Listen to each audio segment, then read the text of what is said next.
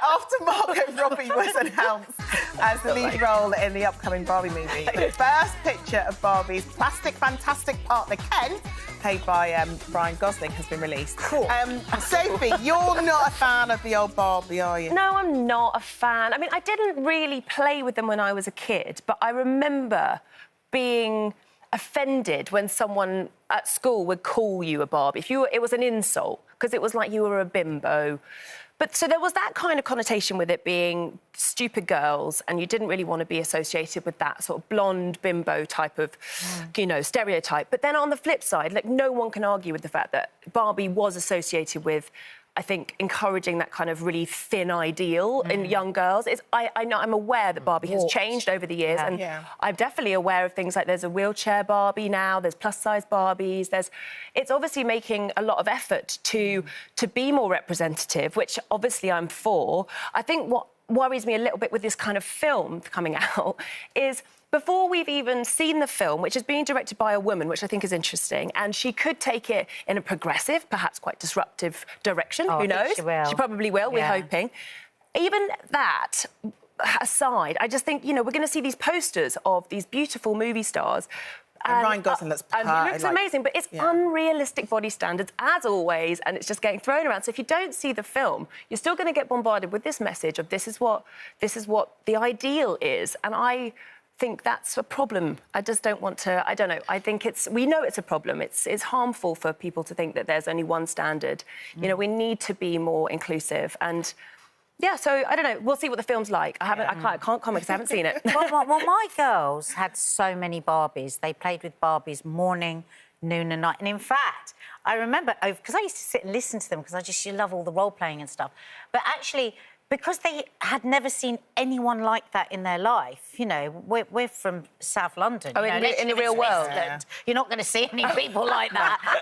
So they just were always aware that it was completely unrealistic. They didn't know a single soul that looked like Barbie. But actually, I think far more damaging to them than social media or Barbies or anything was me, and was how I used to speak about myself in front of them when they were small, not realising that it was going by osmosis. And me shifting how I talked about myself with my second daughter compared to my first daughter. It's like my own mini social experiment. I've seen the difference. I did mess up my first daughter with the negative way I spoke about myself. It's interesting because Barbie's it was quite an alien. We have a bit of a weird relationship with it, don't we? We do, because again, it was not something my parents particularly sought to buy me as a gift or as a toy, so I could only ever see it in other friends' houses, and it didn't appeal to me because it didn't look like me.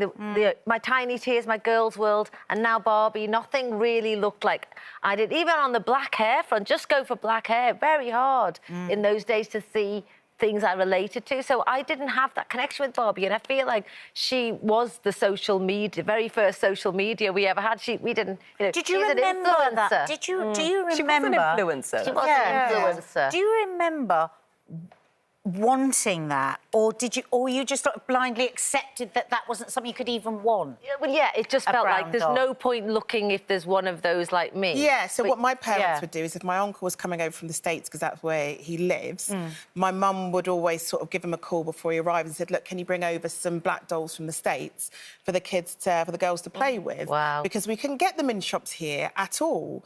And I think, and that's probably why I'm a lot the reason why I am the way I am, because she was very big on representation in terms of the books we had in the house, including the toys that we played with as well. So she would make sure that we had a certain number of black dolls in the house sent over from the States, because it didn't matter that we couldn't get it here for her. She felt if we can get them in the house from somewhere, I want them in the house. If only I'd had some really cellulite-y ones to give my kids. Up and down the legs and on the butt would have been great. That it works if you get in there early enough and show the children. So I'm hopeful. Will Ferrell's in this film, so we should all give it a little bit of a chance. I can't wait for this film. It will be funny. Very exciting.